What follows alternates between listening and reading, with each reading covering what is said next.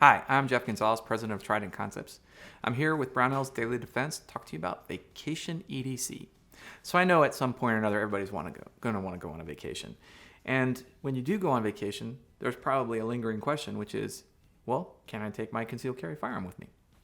And that's going to be dependent. So the first thing that we talk about is to know the laws of where you're going. So every state is a little different. Some states are more restrictive than others. Some states have reciprocity. Some have unilateral agreements only. So you're going to have to do a little bit of homework and find out. I will tell you right now that a good courtroom strategy of I don't know is not really going to work. So take the time to really learn the laws.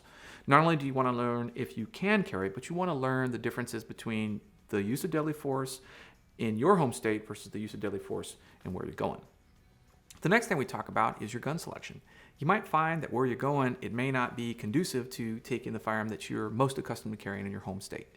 And there could be a lot of reasons behind that. I mean, first, you could be going down south where it's super hot and you're not used to that. You could also flipping that and be going up north where it's super cold and you're not used to that. So you may have to try to think about maybe the go-to gun is not going to be my go-to for this particular vacation trip. The other thing we talk about is that if you are traveling, what about your spouse, significant other? Are they coming with you? And if so, maybe your two-gun solution or your two-gun option that we talked about in backup guns would be worth considering.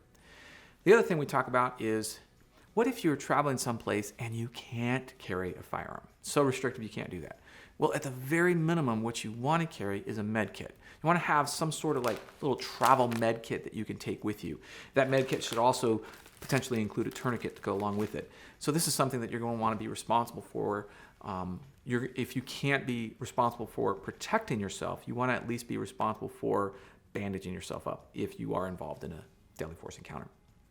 The next thing we talk about is you want to consider having some sort of less lethal option.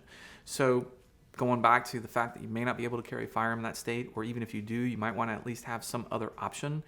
Whatever that option could be, there's a lot of things that you can consider. Obviously, what comes to mind would be some sort of OC spray. But the problem with bringing OC spray with you is that if you're traveling through the airlines, you may not be able to take it because it's an aerosol. Then improvised weapons. So improvised weapons, as the name implies, is pretty much anything. Right now I'm holding this pen in my hand. This Sharpie marker would make a pretty decent impact weapon if I had to use it. So it's a nice improvised weapon. Another improvised weapon is going to be a little flashlight. Now this handheld flashlight I carry would make for a great illumination tool, but I can also use it as a pretty decent impact tool. So if you're considering taking a vacation someplace, hopefully part of that vacation planning is, well, am I going to be able to carry my firearm wherever I'm going? And if so, making sure that you kind of review all these points, that you're not going in some place unprepared or without the knowledge.